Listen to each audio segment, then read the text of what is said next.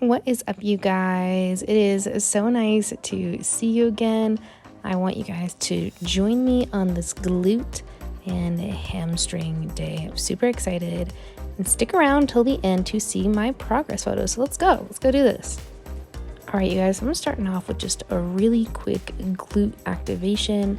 We're doing some abductors here, doing some lightweight, just really focusing on that mind muscle connection and squeezing my glutes in the back.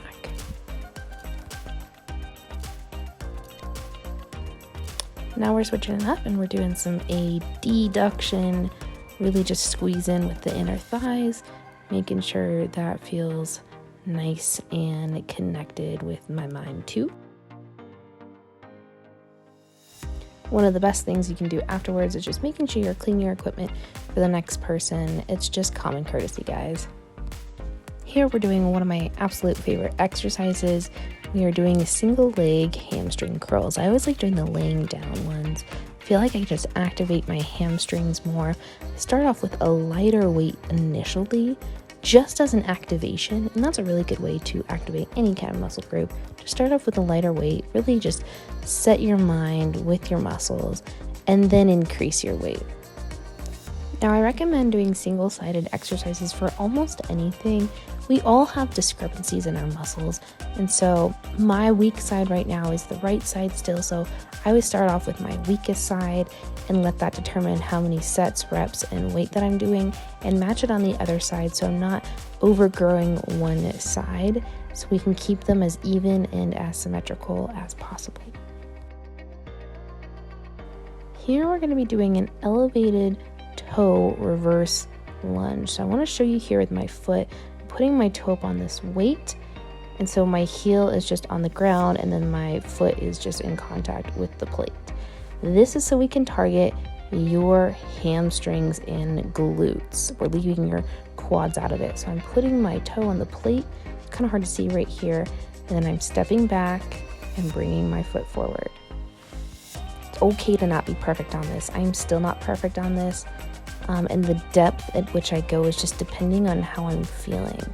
This exercise is more mental than it is physical for me, and just making sure everything is activating properly. As you can tell, I don't have any weight on this Smith machine right now as a form of activation, and just really feeling it out and feeling the distance and how far I want to go back, and just making sure everything is activating the way it does. So it's not going to look perfect, and it's not going to look the same every time. So just brace yourself and know that it's okay, and just start somewhere. You can use a smaller plate if this is too high, but making sure you're driving your weight through your heel and your toe is up and just relax. This is great for ankle mobility, great for hamstrings and your glutes. Here I'm going to be doing Romanian deadlifts, and I've been very hesitant to record these because I know my form isn't perfect. My form feels good for me, and I've kind of come to the conclusion that whatever is feeling good for you and you're activating the muscles that you need to be activating and there's no pain associated with it, then I think you're doing something right. Could my form be tighter? Absolutely. Could it be better? Absolutely, and I'm always striving for that.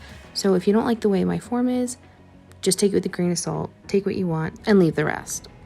So the way you approach the bar is making sure it is as close to your feet as possible. You don't want it far away from you. You want it as close as you can as possible. And when you set up, look at my back. Just notice how I am adjusting my back so it feels best for me. Now this curl, it may look painful, but it's actually not for me. So I would suggest in getting down close to the bar, playing with the position with your hips and tucking in your hips if necessary. I have weak hip flexors, so I tuck them in and it helps so much. So it's really just whatever feels good to you. Make sure you're not hurting your back. If your back is hurting, stop. You are doing something wrong.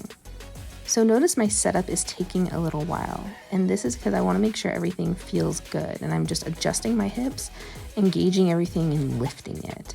I'm pushing my butt back, and I'm not going down all the way. I'm adjusting my range of motion so I can hit my glutes as much as possible.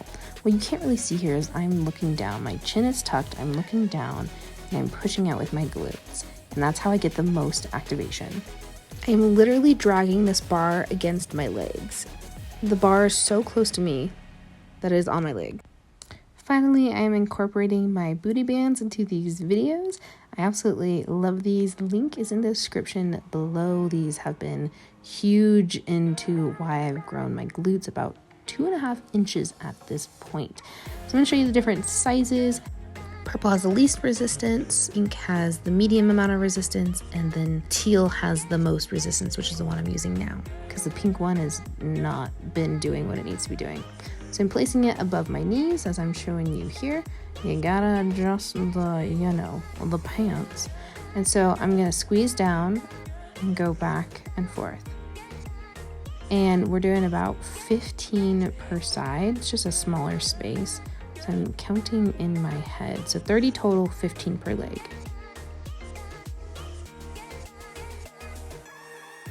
I'm just doing some bodyweight hip thrusts to really make sure my right glute was activating. It was having a hard time, and sometimes I'll even slap them around a bit if no one is looking to make sure they are activating like they should be.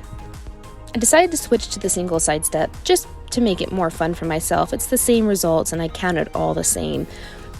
It's okay to switch things up in the middle of your workout to make it more interesting. Sometimes I throw in an upper body exercise when I'm doing legs, so I'm still keeping engaged and I'm having a good time while I'm exercising. So after my workouts, I've been doing stair stepper cardio, steady state for about 10 to 15 minutes, and my goals have changed, so my cardio has changed, and we can go into that in another video, or if you have questions about it, leave them in the comments below and I will answer them. However, I used to have a lot of back pain when I would do the stair stepper, and it was because I wasn't activating my legs or my glutes correctly. So when I started working on those and building those, and additional building my back, this has helped eliminate the pain that I was experiencing. Now, if you're more focused on trying to build muscle, you're probably not going to do that much cardio. However, if you're focused on fat loss, your cardio is going to probably increase. Well, I am done, and I can't even tell you, I am so sweaty. This video does not do it a justice at all. But I have to say, I am so grateful and so thankful for your love and your support during this. You guys have kind of blown me up in a way that I never expected, and I am so grateful for that. Thank you for your patience while I'm creating new videos. I am navigating the prep life for a bikini competition. I haven't really talked about it, but I definitely will. So I'll keep you updated, and I hope you have an amazing week. Thanks.